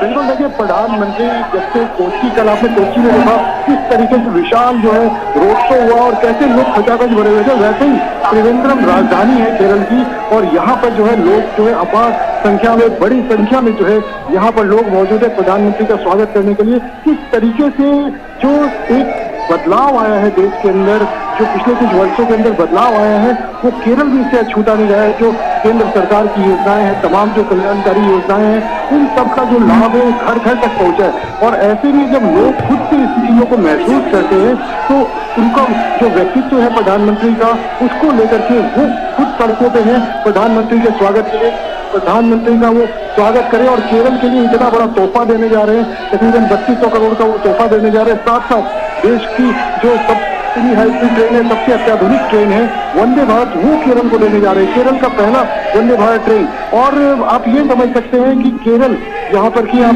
देख सकते हैं कि आज वैसे भी वीकडेज है, वीकेंड नहीं है, लेकिन बावजूद इसके किस तरीके से लोग जो है वो प्रधानमंत्री के स्वागत के लिए यहाँ पर मौजूद है। बच्चे हों, बुजुर्ग हों, युवा हों, महिलाएं हों, तमाम जो लोग हैं वो आपको यहाँ पर नजर आ रहे होंगे। और ये पूरा जो पूरा रूट है, अगर इसमें हम बात करें, आप स्टेशन तक अगर हम देखें तो ये आपको नजर आएगा कि तमाम लोग जो अपने पारंपरिक वेशभूषा में, यहाँ के जो ट्रेडिशनल कल्चरल जो वेशभूषा है पोशाक में, उसमें नजर आ रहे हैं काफी लोग। और साथ साथ जो है जो इनके नाच, जो गाना है, जो पारंपरिक ट्रेडिशनल जो इनके कल्चर है, उनको भी साथ साथ जो है ये लोग उसके साथ भी आगे बढ़ रहे हैं। और जो है जगह जगह पर जो है ये उस तरह के छोटे छोटे कल्चरल प्रोग्राम भी कर रहे हैं। ये एक बहुत ही बड़ा पल है केरल के लिए। आप कह सकते हैं कि जिस तरीके से कल कोच्चि में युवम जो सम्मेलन को प्रधानमंत्री ने जिस तरीके से संबोधित किया, और उसके बाद आज जो है त्रिवेंद्रम में प्रधानमंत्री का जिस तरीके से आज स्वागत किया जा रहा है लोगों द्वारा, ये अपने आप में कहने के लिए काफी कुछ है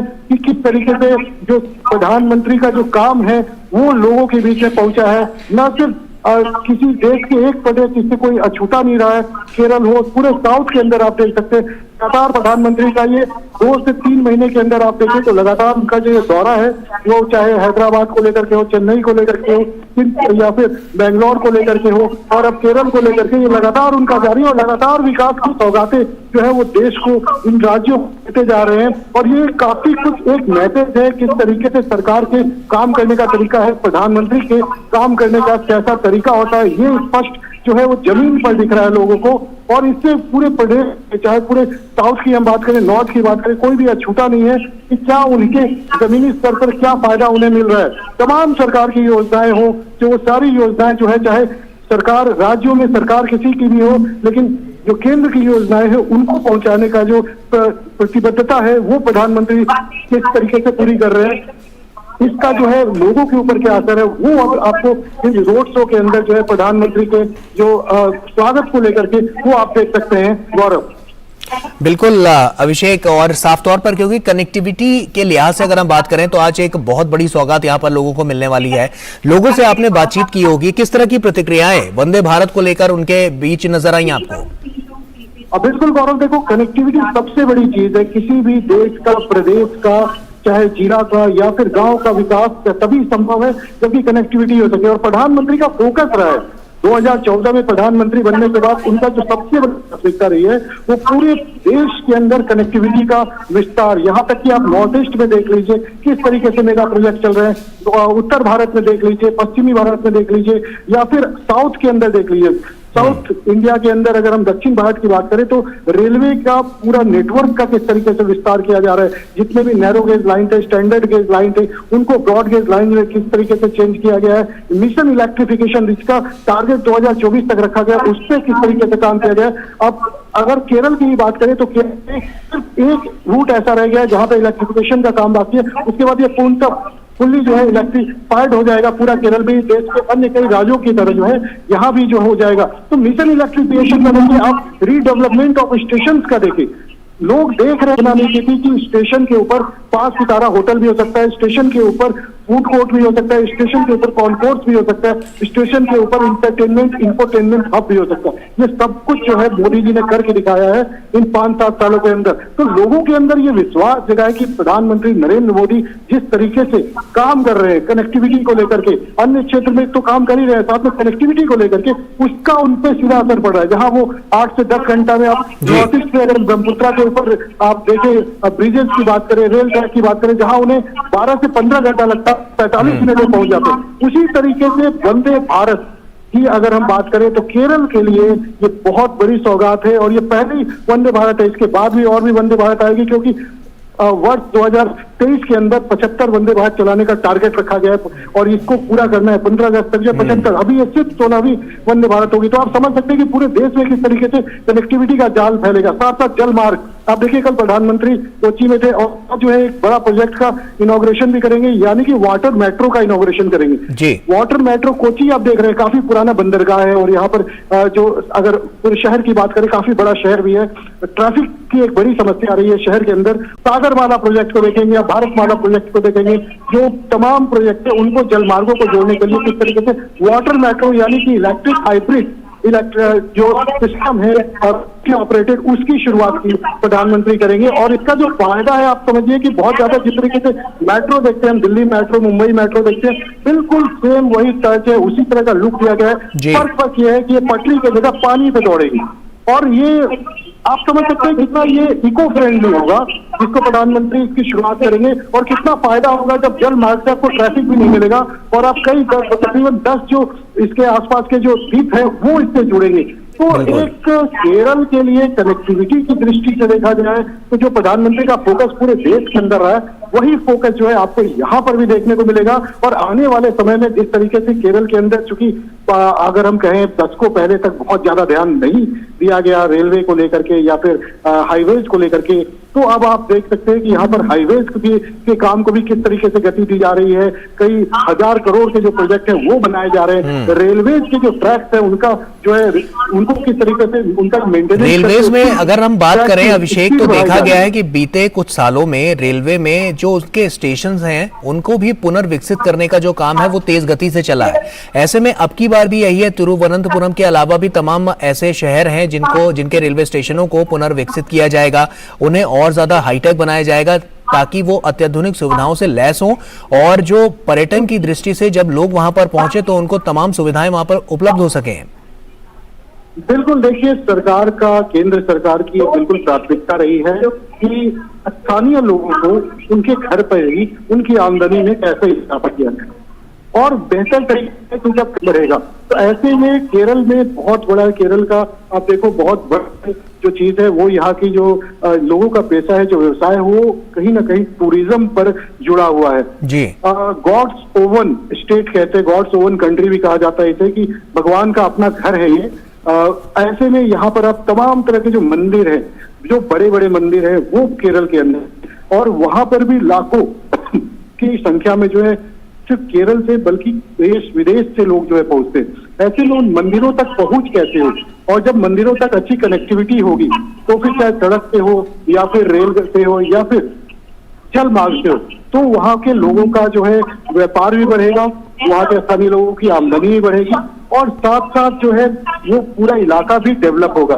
तो एक ये जो सोच है प्रधानमंत्री नरेंद्र मोदी की कि किस तरीके से जिस जगह की जो खासियत है उसको कैसे हम आगे बढ़ाएं। वन स्टेशन वन प्रोडक्ट का आपने देखा होगा कि प्रधानमंत्री ने शुरुआत की थी कि एक स्टेशन पर एक प्रोडक्ट को उसको जो है उसके नाम से देखा जाए।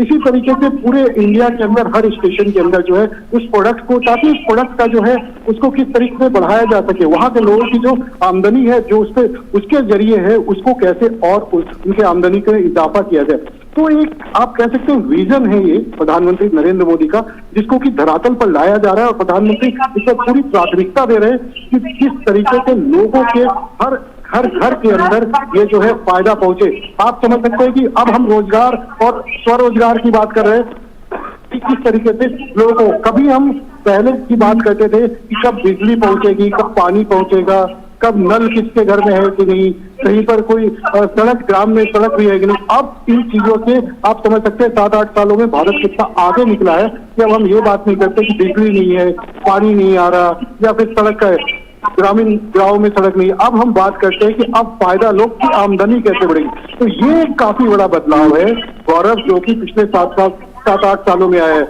हर क्षेत्र में आप देखो, विश्व का 15वां देश भारत है जिसके पास सेमी हाई स्पीड ट्रेन है।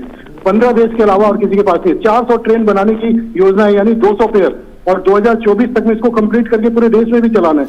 आप ये और जो बात अभिषेक निकलकर सामने आ रही है कि अभी तो 16वीं वंदे भारत है, ये अब 400 और वंदे भारत हैं जो पूरे देश में तेज गति से दौड़ेंगे, उसका भी प्लान तैयार है।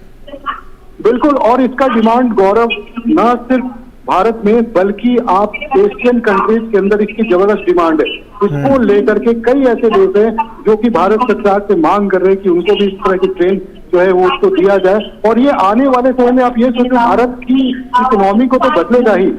विदेशों से जो इस ट्रेन को जब हम एक्सपोर्ट करेंगे विदेशों को, तो उससे जो हमें रेवेन्यू जनरेट होगा, उससे हमारी अर्थव्यवस्था कितनी मजबूत होगी। तो make in India engineering Marvel, भारतीय रेल इंजीनियरिंग मार्वल कहें या फिर इसका एक नायाब तोहफा इसे कह सकते हैं, जो कि एक समय निर्धारित समय में इसे तैयार किया गया और उसके बाद चेन्नई के इंटीग्रल कोच फैक्ट्री बनाया गया और अब ये आपको पटरियों पर दौड़ रही है।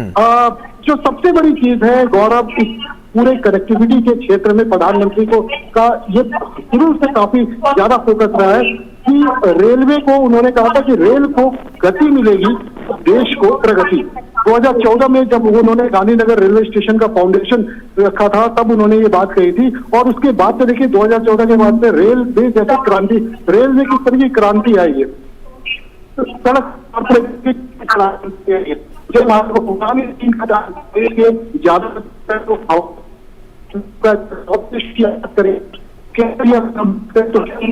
जी एयरपोर्ट है, यहाँ पे कनेक्टिविटी है, तो किस तरीके से पूरे देश के अंदर कनेक्टिविटी हर माध्यम, हवाई मार्ग हो, सड़क मार्ग हो या फिर रेल मार्ग हो, किस तरीके से।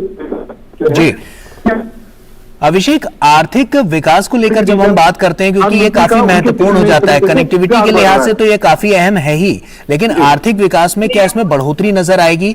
जो अधिकारी हैं उनसे भी आपने बातचीत की होगी, अधिकारियों का क्या कहना है कि आर्थिक विकास में किस तरह से जो तेज रफ्तार से ये वंदे भारत दौड़ेगी, तो क्या अर्थव्यवस्था और आर्थिक विकास भी उसी तेज रफ्तार से दौड़ेगा? बिल्कुल गौरव, बहुत सही सवाल किया आपने कि आर्थिक रफ्तार कितनी बढ़ेगी। अगर वंदे भारत की रफ्तार बढ़ी है, अगर देश में रेल की रफ्तार बढ़ी है, तो आर्थिक रफ्तार कितनी बढ़ेगी। देखिए बहुत पहले, तकरीबन 2 दशक पहले एक प्रोजेक्ट की शुरुआत का एक सोचा गया था कि कैसे देश के अंदर मालगाड़ियों को, किस तरीके से मालगाड़ियों का आवागमन को तेज किया जाए, उसको गति दी जाए, ताकि जो है समय पे सामान भी पहुंचे, लोगों को भी राहत हो, व्यापार को भी फायदा हो, देश की आर्थिक स्थिति भी बदले। लेकिन वो जो उस समय की सोच थी धरातल पे नहीं आ पाई।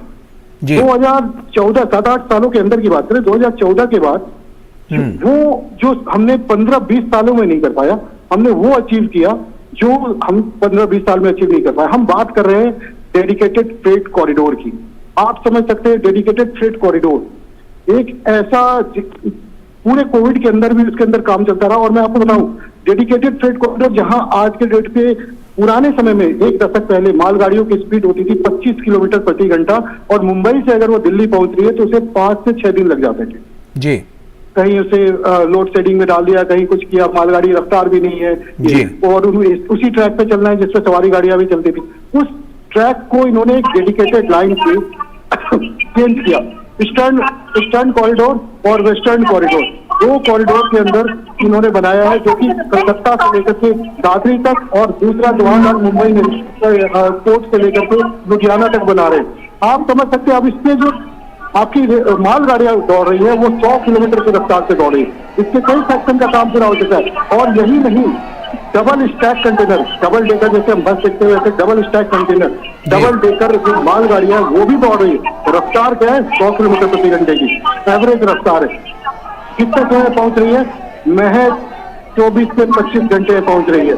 तो आप समझ सकते हैं कि रफ्तार इकोनॉमी की कैसे बढ़ी है। उसके साथ साथ डेडिकेटेड फ्रेट कॉरिडोर पे जिस तरह के लॉजिस्टिक पार्क बनाए जा रहे हैं, एक लॉजिस्टिक पार्क की जो इन्वेस्टमेंट है वो तकरीबन 14 से 15,000 करोड़ के आसपास है। आप समझिए तो उससे जो आसपास का इलाका डेवलपमेंट होगा वो कितना ज्यादा होगा, जो लोगों की आमदनी बढ़ेगी आसपास के लोगों की वो कितना होगा, और व्यापार को कितना फायदा होगा। तो रेलवे को दी जाती है, बल्कि रेलवे को अर्थव्यवस्था से भी कभी दिया जाता है। अभिषेक, हमने देखा है कि रेलवे को और ज्यादा हाईटेक लगातार किया जा रहा है। ऐसे में हाईटेक की ये जो कड़ी है ये यहीं पर रुकेगी नहीं, बल्कि और तेजी से आगे बढ़ती चली जाएगी। रेलवे के हिसाब से अगर हम देखें तो क्या ये बहुत बड़ी महत्वपूर्ण पहल नजर आ रही है? क्योंकि हम जान रहे हैं कि यात्रियों को जिस तरह की सुविधाओं की जरूरत है वो पहले नहीं मिल पाती थी, लेकिन अब कोशिश यही की जा रही है कि उनका सफर आरामदायक भी हो, तेज स्पीड से भी हो, और उसके अलावा जो उनको आरामदायक सुविधाएं वहां पर मुहैया कराई जाए वो भी काफी महत्वपूर्ण यहां पर अपना योगदान देती हुई नजर आती हैं। देखिए गौरव, बिल्कुल आप ठीक कह रहे हैं। पहले क्या होता था, लोग ना सवारी गाड़ियों का डिमांड करते थे कि हमारी रूट पे गाड़ी नहीं है, हमारी रूट पे एक गाड़ी हो जाए, लोकल हो जाए, हमें कोई यहाँ पर राजधानी का ठहराव हो जाए, हमारे यहाँ शताब्दी का ठहराव हो जाए। अब लोगों की सोच बदल गई है जब से वंदे भारत का इजाद हुआ है। और इजाद क्या है, जब से भारत में इसकी शुरुआत की गई है 2019 में प्रधानमंत्री ने जब पहली बार वंदे भारत को दिल्ली से वाराणसी के लिए चलाया, तो लोगों को लगा, कभी लोगों ने सोचा नहीं था कि भारत भी इस तरह की ट्रेन बना सकता है। और इसके बनने के बाद लोगों ने जब इसके अंदर सफर किया, लोगों ने जब इसके बारे में जाना, तो इसको ये देखा कि ये ट्रेन तो बिल्कुल हवाई जहाज की तरह आरामदायक है। इस ट्रेन की जो सुविधाएं हैं वो बिल्कुल हवाई जहाज की तरह है, चाहे ऊपर सामान रखने का रैक हो, स्लाइडिंग दरवाजे हो बोगियों के, ऑटोमेटिक जो दरवाजे हैं ताकि कोई कभी चलती ट्रेन से कि कोई हादसा ना हो सके। इसके साथ साथ इमरजेंसी पुश बैक बटन है कि अगर केबिन में ड्राइवर है तो आप उससे भी बात कर सकते हैं, कोई इमरजेंसी है आप उनको बता सकते हैं।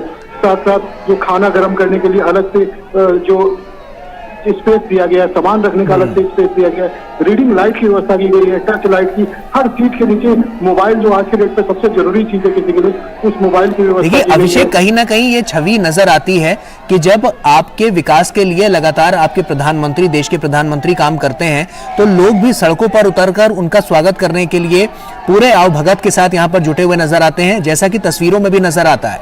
हमने प्रधानमंत्री नरेंद्र मोदी के तमाम कितने भी रोड शो देखे हों, तो वहां पर एक बात तो साफ नजर आती है कि लोगों की भीड़, लोगों का जमावड़ा उनकी एक छवि पाने के लिए हमेशा व्याकुल रहता है। यहाँ की स्थितियां क्या कहती हैं, यहाँ पर किस तरह की हलचल आपको नजर आई? क्योंकि हम तस्वीरों के जरिए तो देख पा रहे हैं कि यहाँ पर जन सैलाब साफ तौर पर नजर आ रहा है सड़कों पर। जी अभिषेक, 2 दिनों से 2-3 उत्साह है, किस तरीके की एक्साइटमेंट मंत्री मोदी जो प्रधानमंत्री के बैनर पिक्चर लगे हैं स्वागत के लिए, जो है स्वागत के लिए। ठीक है अभिषेक, आप नजर बनाकर रखिए। और जैसा कि हम आपको बता रहे थे कि आप ये तस्वीरें देख सकते हैं, प्रधानमंत्री नरेंद्र मोदी अब से बस कुछ ही देर में वहां पर पहुंचने वाले हैं। और ऐसे में आपको बता दें कि आज एक बड़ी सौगात वंदे भारत के रूप में वहां पर तिरुवनंतपुरम में मिलने वाली है, केरल वासियों को मिलने वाली है। और ये ट्रेन अपने आप में अत्यधिक सुविधाओं से लैस है और इसी के लिए इसको काफी हाईटेक ट्रेन भी कहा जाता है। 16वीं वंदे भारत ये होगी जिसका उद्घाटन प्रधानमंत्री नरेंद्र मोदी आज यहां से बस अब से कुछ ही देर में करने वाले हैं।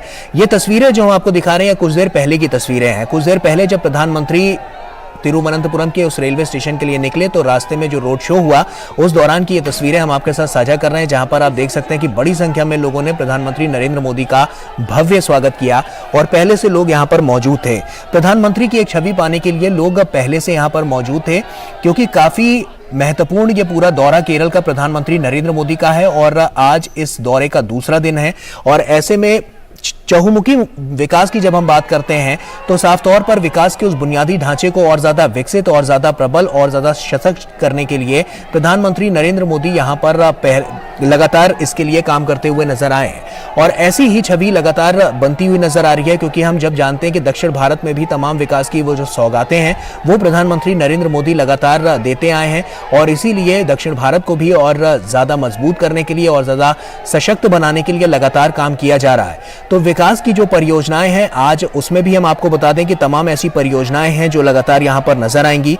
तो प्रधानमंत्री नरेंद्र मोदी तिरुवनंतपुरम सेंट्रल स्टेशन पर तिरुवनंतपुरम और कासरगोड के बीच केरल की पहली वंदे भारत एक्सप्रेस को हरी झंडी दिखाकर रवाना करेंगे। काफी महत्वपूर्ण ये पूरा दौरा है उनका कि और इसके अलावा भी उनके तमाम विकास की जो परियोजनाएं हैं उसका भी शिलान्यास और लोकार्पण प्रधानमंत्री नरेंद्र मोदी करते हुए नजर आएंगे, जिसमें आपको बता दें कि सेंट्रल स्टेडियम तिरुवनंतपुरम में 3200 करोड़ की लागत, आपको बता दें कि जो विकास की परियोजनाएं हैं उनकी जो कुल लागत है वो 3200 करोड़ रुपए है। और उसके अलावा वंदे भारत की भी सौगात यहां पर लोगों को मिलती हुई नजर आएगी। और वंदे भारत जो रेलगाड़ी है वो 11 जिलों को आपस में कनेक्ट करेगी, जिससे आप समझ सकते हैं कि कितना महत्वपूर्ण हो जाएगा। लोगों का सफर आसान तो होगा ही, सुगम तो होगा ही, लेकिन इसके अलावा अर्थव्यवस्था की नजर से अगर हम देखें और व्यापक व्यवस्था को लेकर देखें तो वो भी काफी महत्वपूर्ण हो जाएगा। शैलेंद्र हमारे सहयोगी हमारे साथ जुड़ रहे हैं। शैलेंद्र, क्या हलचल नजर आ रही है अभी?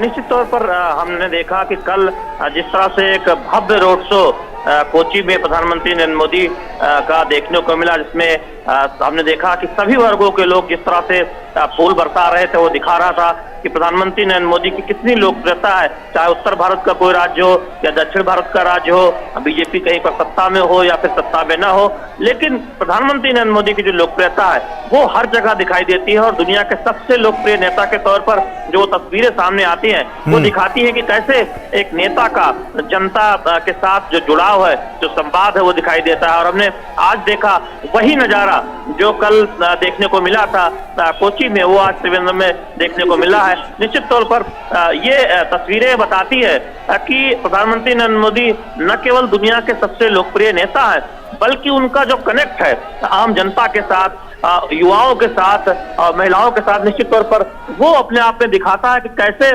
प्रधानमंत्री नरेंद्र मोदी की अगुवाई में जो तमाम कल्याणकारी योजनाएं हैं उससे लोगों का जीवन बदला है, हर वर्ग का जीवन बदला है, युवाओं को नए अवसर मिल रहे हैं। आज भारत ज्यादा आत्मविश्वास के साथ आगे बढ़ रहा है। साथ ही साथ महिलाओं के जीवन में जो एक बेहतरी आई है, धुएं से जो आजादी मिली है, हमने देखा है कि पक्के मकान मिले हैं और वो महिलाओं के नाम पर आवंटित होते हैं। तो निश्चित तौर पर आधी आबादी को आगे बढ़ाने का काम तमाम योजनाओं के जरिए प्रधानमंत्री नरेंद्र मोदी की अगुवाई में जो हुआ है, और जितनी पारदर्शी तरीके से हमने देखा है कि सभी राज्यों में इसे केंद्र की तरफ से इसका आवंटन किया गया है, निश्चित तौर पर उससे एक हम ये जन समर्थन देखते हैं, उससे एक प्यार देखते हैं। जब लोगों के जीवन में बदलाव आता है तो प्रधानमंत्री नरेंद्र मोदी की कल्याणकारी योजनाएं, केंद्र सरकार की कल्याणकारी योजनाओं की वजह से, और जो प्रधानमंत्री नरेंद्र मोदी का व्यक्तित्व है, जिस तरह से वो संवाद करते हैं, उनकी एक जो संवाद शैली है, वो हम मानते हैं कि दुनिया में एक सबसे एक तरह से कहें बेहतरीन संवाद करने वाले नेता के तौर पर वो जाने जाते हैं। और निश्चित तौर पर इन तस्वीरों में वो दिखाई देता है जब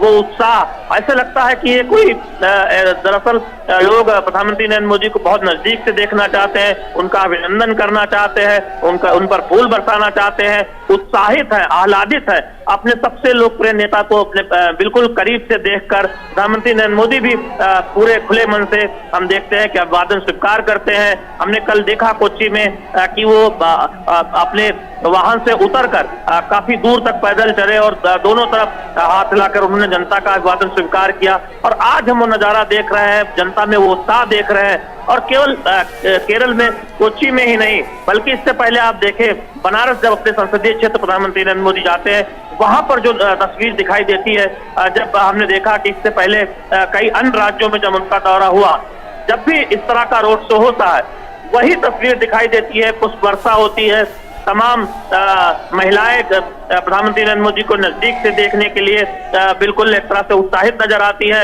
युवा वर्ग उत्साहित नजर आता है। शैलेंद्र, आपको रोकना चाहूंगा, और जैसा कि हम तस्वीरों के जरिए देख पा रहे हैं कि प्रधानमंत्री रोड शो करने के बाद, उसके बाद जब ये यहाँ पर पहुंचे तो कितने भव्य उनका स्वागत किया गया। आप ये तस्वीरें देख सकते हैं और तस्वीरें बहुत कुछ कह रही हैं, क्योंकि कनेक्टिविटी के लिहाज से पूरे भारत को तेज रफ्तार से दौड़ाने की जो कवायद प्रधानमंत्री की नरेंद्र मोदी की रही है, वो इन तस्वीरों के जरिए साफ तौर पर नजर आ सकती है। बच्चों से भी उन्होंने मुलाकात की और बच्चे किस तरह से वंदे भारत ट्रेन को लेकर जो उन्होंने चित्रकारी की है वो प्रधानमंत्री को यहाँ पर भेंट की जा रही है। और आप देख सकते हैं कि छोटे छोटे बच्चों से प्रधानमंत्री नरेंद्र मोदी यहाँ पर वार्तालाप करते हुए नजर आ रहे हैं। उनके भविष्य की क्या योजनाएं हैं, क्या बनना चाहते हैं, किस तरह से आगे की रणनीतियां उनकी रहने वाली है, उसको लेकर। और हमेशा से देखा गया है कि प्रधानमंत्री नरेंद्र मोदी ने बच्चों में जोश भरने का काम किया है, और ये तस्वीरें काफी कुछ कह रही हैं। जब वो यहाँ पर पहुंचे तो उस दौरान उनका यहाँ पर भव्य स्वागत किया गया। पहले वो लोगों से मिले और उसके बाद फिर किस तरह से जो लोग उनके स्वागत के लिए यहाँ पर खड़े थे, उनका अभिवादन प्रधानमंत्री नरेंद्र मोदी ने स्वीकार किया। और उसके बाद वंदे भारत ट्रेन के अंदर वो गए और बच्चों से वहां पर मुलाकात की, उनसे उनकी इच्छा जानी और किस तरह का उनका जो अनुभव है वंदे भारत को लेकर वो भी यहां पर जानने की और उसको टटोलने की कोशिश प्रधानमंत्री नरेंद्र मोदी ने की है। तो काफी महत्वपूर्ण ये पूरा दौरा प्रधानमंत्री नरेंद्र मोदी का। और वंदे भारत को लेकर जैसा कि हम जानते हैं कि 16वीं वंदे भारत है जिसका उद्घाटन प्रधानमंत्री नरेंद्र मोदी कर रहे हैं, तो ऐसे में काफी महत्वपूर्ण और तेज गति से दौड़ना, स्पीड से दौड़ना और उसके अलावा पूरे देश को तेज गति से दौड़ाने का जो संकल्प प्रधानमंत्री नरेंद्र मोदी का है वो एक एक करके पूरा होता हुआ वंदे भारत के जरिए नजर आ रहा है। और कनेक्टिविटी के लिहाज से बात करें तो कनेक्टिविटी को और ज्यादा स्ट्रांग करने के लिए और ज्यादा मजबूत करने के लिए, उसे सशक्त बनाने के लिए प्रधानमंत्री नरेंद्र मोदी लगातार काम करते हुए नजर आते हैं। तो आप देख सकते हैं ये तस्वीरें हम आपको दिखा रहे हैं जब प्रधानमंत्री नरेंद्र मोदी यहां पर पहुंचे स्टेशन पर, और किस तरह से उसके बाद सबसे पहले उन्होंने लोगों से मुलाकात की, फिर जो लोग वहां पर उनके स्वागत के लिए थे उनका अभिवादन स्वीकार किया, उसके बाद ट्रेन के अंदर गए और वहां पर जाकर कोच में जो बच्चे थे उनसे मुलाकात उन्होंने की। अभिषेक सिंह हमारे सहयोगी हमारे साथ फोन लाइन पर जुड़ चुके हैं। अभिषेक, अभी क्या हलचल वहां पर नजर आ रही है? बिल्कुल, अभी प्रधानमंत्री जो है बच्चों के साथ मुलाकात कर रहे हैं और बच्चों से मुलाकात के दौरान जो है कई बच्चे उनसे जो है अपनी बात रखी। बच्चों ने अपने भी बताई कि किस तरह से वो देश के लिए सोचते हैं, उनकी क्या सोच है और प्रधानमंत्री के बारे में वो कितना सफल बताते हैं। बच्चे ये बता रहे थे कि प्रधानमंत्री तक के मंत्री देश के लिए सोच, उनका जो विजन है वो किस तरीके से देश को आगे बढ़ाया जाए। इसको कई बच्चों ने उन्हें जो है अपनी भाषा में जो है गीत भी सुनाया, गाना भी सुनाया, कुछ ने पोएट्री भी बताया, कुछ लोगों ने हाथ में तिरंगा झंडा लिए हुए नजर आए। तो प्रधानमंत्री से मिले और जब हम उन लोगों से प्रधानमंत्री से जो हम बात कर रहे हैं कि हम प्रधानमंत्री नरेंद्र मोदी से मिलेंगे, खासतौर पर उन बच्चों के चेहरे वो देखने लायक थी कि किस तरीके से उनको इंतजार था कि प्रधानमंत्री मोदी जो है आज उन बच्चों के बीच में होंगे और ये शायद उनके लिए सबसे बड़ा दिन है, जबकि वो प्रधानमंत्री से जो कि बच्चों से हमेशा से संवाद करते रहे, चाहे शिक्षा पे चर्चा हो या फिर बच्चों के अन्य क्रियाकलापों को लेकर के वो हमेशा से बच्चों से संवाद करते हैं। तो ऐसे में बच्चे जो है प्रधानमंत्री को लेकर के काफी उन्हें उम्मीद रहती है, उनको हमेशा कुछ ना कुछ नई सीखने की उनको प्रेरणा मिलती है। प्रधानमंत्री के आने से उन बच्चों के अंदर जो एक कह सकते हैं या फिर उत्साह कह सकते हैं या फिर उनको उनके लिए शायद ये एक लाइफ टाइम अपॉर्चुनिटी है। बच्चों का कहना है कि उन्होंने कभी ऐसा सपना नहीं किया था और आज उसी ट्रेन के अंदर प्रधानमंत्री ने उसी बोगी के अंदर उस ट्रेन के अंदर बड़ा बच्चों के अंदर कहा जा सकता है। बिल्कुल, पूरे भारत को तेज रफ्तार से दौड़ने की जो कवायद है वो कहीं ना कहीं प्रधानमंत्री नरेंद्र मोदी के उस संकल्प को लेकर भी देखती है जो प्रधानमंत्री नरेंद्र मोदी ने लिया है। और इसी के लिए लगातार हम देख रहे हैं कि रेलवे को और ज्यादा हाईटेक कैसे बनाया जाए, और सिर्फ रेलवे नहीं, इसके अलावा सड़क परियोजनाएं हो, इसके अलावा वाटर, जिस तरह की हम बात कर रहे थे कि वाटर मेट्रो की बात हो तो उसका संचालन भी शुरुआत उसकी हो जाएगी। तो कहीं ना कहीं हम कनेक्टिविटी के लिहाज से तो बात कर ही रहे हैं, लेकिन लोगों के आरामदायक सफर को और ज्यादा आरामदायक बनाने के लिए प्रधानमंत्री लगातार सजग नजर आ रहे हैं। बिल्कुल गौरव, देखिए ये ट्रेन जो है एक नए भारत की ट्रेन कह सकते थे, नए भारत की पहचान है ये वंदे भारत, क्योंकि इस तरह की ट्रेन की आप चाहे इसके एक्सटीरियर बाहर के लुक को देख लो, अंदर के लुक को देख लो, लगता ही नहीं है कि भारत में कभी इस तरह की ट्रेन की परिकल्पना भी की जा सकती थी।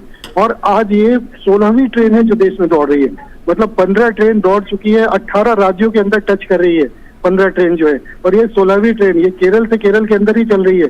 लेकिन कितनी बड़ी सौगात है, और पहली बार इस 16वीं ट्रेन जो 16वीं रैक जो प्रधानमंत्री जिसे अभी से थोड़ी देर में झंडी दिखा के रवाना करेंगे, मैं आपको बताना चाहूंगा कि इस पर चीते का जो है लोगो लगाया गया है। आपने देखा होगा कि कूनो में पर्यावरण को संतुलित रखने के लिए प्रधानमंत्री का प्रयास जिस तरीके से रहा है, उन्होंने नाम्बिया से जो है चीते मंगवाए थे और कूनो मध्य प्रदेश नेशनल पार्क में उसे छोड़ा था। उस चीते को इस ट्रेन के ऊपर उसको लोगो बनाया गया है इस 16वें रोक के अंदर, ताकि चीते की जो गति है उस गति से अब भारतीय रेल जो है दौड़ रही है। आप ये समझिए कि चीते की 80 मील के आसपास, 90 मील के आसपास प्रति घंटे की रफ्तार होती है, और लगभग यही रफ्तार जो है वंदे भारत की है। तो भारत में एक नए आप कह सकते हैं परंपरा की शुरुआत है ये, कि भारत में जो हमने अपने परंपराओं को खो दिया था, लुप्त कर दिया था, वो भी हम वापस ला रहे हैं। और साथ साथ जो वर्ल्ड क्लास, मतलब हम कई यूरोपीय देश भी ऐसे नहीं है जहां पर कि इस तरह की ट्रेनें हैं। तो आज हम एक अत्याधुनिक दुनिया के अंदर एक अत्याधुनिक दिशा में एक बड़ा कदम उठा रहे हैं, जिसके लिए पूरे विश्व जो है सराहना कर रहा है। एक और चीज बताना चाहूंगा आपको गौरव इस ट्रेन के बारे में, कि जब इस ट्रेन को शुरुआत में बात की गई थी कि 2017 के आसपास में कि क्यों ना हम बाहर से इस ट्रेन को बनाए, कई लोगों से उनको टेंडर भी दिया गया, उनको पूछा गया कि क्या कॉस्ट आएगा, तो उन लोगों ने बताया था कि ये ऐसे एक रैक को बनाने में विदेशों में जो है 300 से 350 करोड़ रुपए का खर्च आएगा, और बनाने में भी जो वक्त लगेगा वो तकरीबन 2 साल से 2.5 साल का वक्त लगेगा। अब आप समझिए कि इसी रैक को ये भारतीय इंजीनियर्स, रेलवे इंजीनियर्स ने इसको इस तरीके से डिजाइन किया, इसको इस तरीके से बनाया, इतनी खूबसूरती से इसके ऊपर काम किया गया कि इसका जो कीमत है वो सिर्फ 97 करोड़ रुपए मात्र है। यानी कहाँ 300 350 करोड़ और कहाँ 97 करोड़।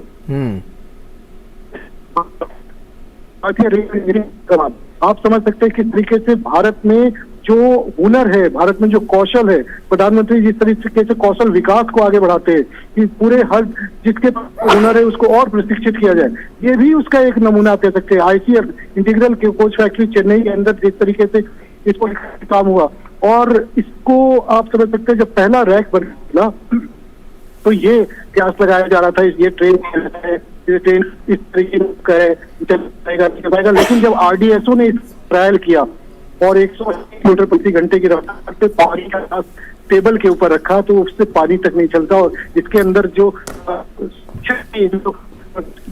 जो उपाय किए ट्रैकिंग सिस्टम, एक गाड़ियों पे जाने पर 2 ट्रेनें आपस में इस तरह की चीजों से जो अंदर की सुरक्षा, यात्रियों की सुरक्षा के लिए जिस तरीके से किया गया और जो सुविधाएं गई यात्रियों के लिए, इसके अंदर खान पान को लेकर जिस तरीके से काम किया गया, आज इस ट्रेन का भारत का हर इंसान है। और प्रधानमंत्री लगातार ये 16वीं ट्रेन है जिसको फ्लैग ऑफ कर रहे हैं। प्रधानमंत्री के हाथों से अभी तक के 15 जो ट्रेन को फ्लैग ऑफ हो चुका है और ये 16वीं ट्रेन है जिसे प्रधानमंत्री फ्लैग ऑफ कर रहे हैं। तो प्रधानमंत्री खुद से लोगों के बीच में आप उनके ऊपर के बारे में उनको जिक्र करते हैं, उनको बताते हैं कि देखो ये आपने बनाया है, ये हमारे देश के लोगों ने बनाया है। हाँ, ये हमारे देश के लोगों ने बनाया है और ये जो चीज है उसको हम किस तरीके से बढ़ाएंगे। तो ये धीरे धीरे करके गौरव एक हम आगे की ओर जो है बढ़ता हुआ हमारा कदम है। जी गौरव। जी अभिषेक, और बच्चों के हाथ का हुनर भी प्रधानमंत्री नरेंद्र मोदी देखते हुए नजर आ रहे हैं इन तस्वीरों के जरिए, और हमने देखा है कि बच्चे प्रधानमंत्री नरेंद्र मोदी को बहुत मानते हैं और जब भी उनसे मुलाकात का कोई अवसर होता है तो बच्चे कुछ ना कुछ उनके लिए भेंट स्वरूप जरूर लेकर आते हैं, जैसा कि हम तस्वीरों के जरिए भी देख सकते हैं।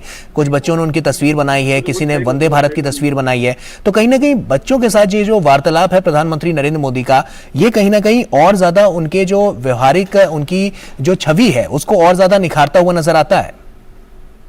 देखिए, प्रधानमंत्री हमेशा से आप देखेंगे बच्चों के साथ उनका इंटरेक्शन रहा, तमाम ऐसे कार्यक्रम रहे हैं जहाँ पे छोटे से बड़े बच्चों तक को उन्होंने जो है उनसे संवाद किया है, उनकी बातें सुनी है, उनको अपनी बातें रखी है उनके सामने।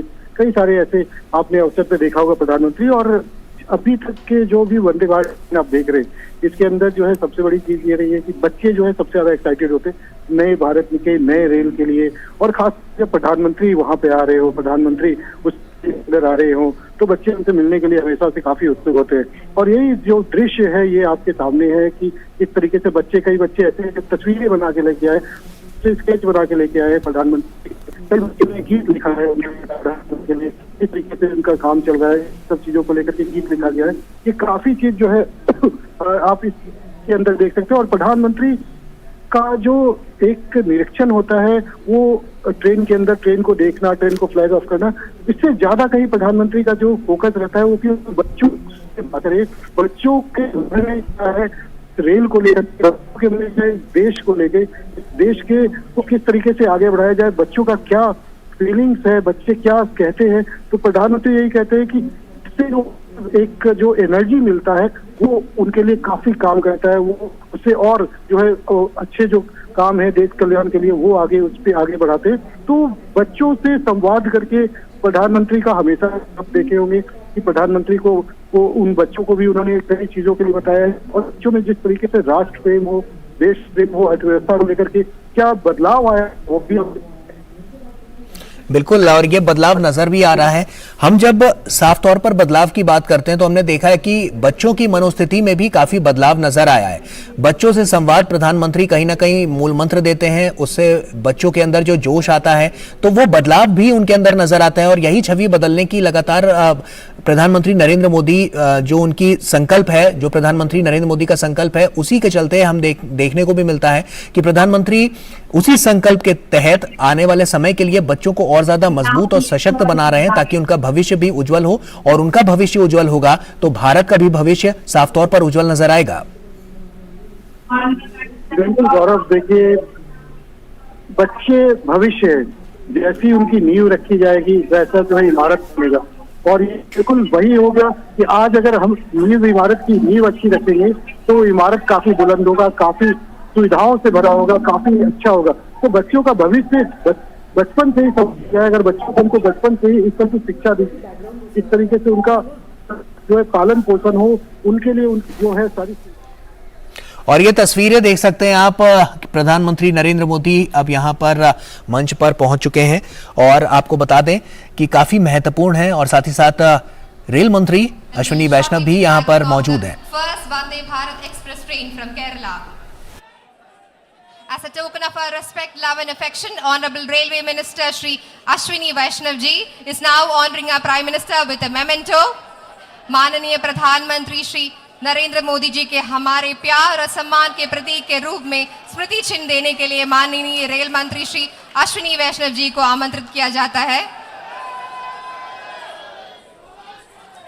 I call upon the General Manager Southern Railway Shri R.N. Singh to hand over the green flag to Honorable Prime Minister for flagging off the inaugural run of this prestigious Vande Bharat Express. दक्षिण railway के महाप्रबंधक Shri R.N. Singh ji से अनुरोध करते हैं। The historic moment has arrived. The green flag is shown. The train has started. History has been created. A milestone achievement in the history of railways in Kerala and a proud moment for all Keralites. ഇതാ കേരളത്തിന് മറ്റൊരു ചരിത്ര നിമിഷം കൂടി. കേരളത്തിന്റെ rail ഗതാഗത ചരിത്രത്തിലെ തന്നെ നാഴികക്കല്ലായി മാറുന്ന ഈ ചരിത്ര നിമിഷത്തിലേക്ക് ഓടിക്കയറുന്ന വന്ദേ ഭാരത് എക്സ്പ്രസ് ബഹുമാനപ്പെട്ട പ്രധാനമന്ത്രി ഇതാ ഫ്ലാഗ് ഓഫ് ചെയ്തു കഴിഞ്ഞു. We wish all those in the train a very happy, safe and memorable journey. हम उम्मीद करते हैं कि आज के वंदे भारत के यात्रियों की यह यात्रा कुशल, सुरक्षित और स्मरणीय रहे। Vande Bharat Express is the first train completely designed and manufactured in India at the ICF facility Chennai and is fully air-conditioned semi-high-speed train made with state-of-the-art technology to ensure a safe and comfortable ride with modern passenger amenities. The coaches are designed to be friendly for the young generation with amenities like onboard infotainment service, GPS-based passenger information system, onboard mini pantry, ergonomic seating, etc. The unique feature of this train is the emergency talkback unit through which a passenger can communicate with the train's crew in case of an emergency. Each coach is equipped with CCTV cameras and fire and smoke detector systems for safety and security. This premium service will offer faster connectivity between southern and northern Kerala with a maximum speed of 160 kilometers per hour. Thiruvananthapuram Kasaragod Thiruvananthapuram Vande Bharat will become the fastest in the corridor.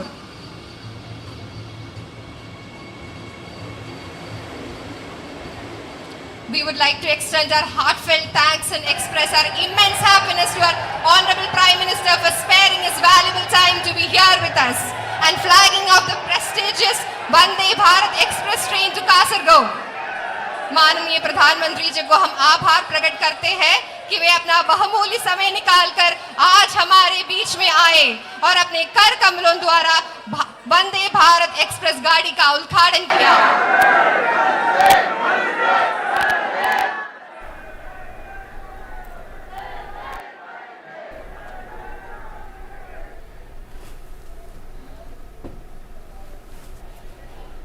We are sure that तो तस्वीरें आप देख सकते हैं, दिखा रहे थे हम आपको बता दें कि तस्वीरों में साफ तौर पर नजर आया वंदे भारत जो ट्रेन है उसका उद्घाटन प्रधानमंत्री नरेंद्र मोदी ने यहां से किया है और किस तरह से भव्य स्वागत प्रधानमंत्री नरेंद्र मोदी का किया गया वो भी हमने आपको दिखाया।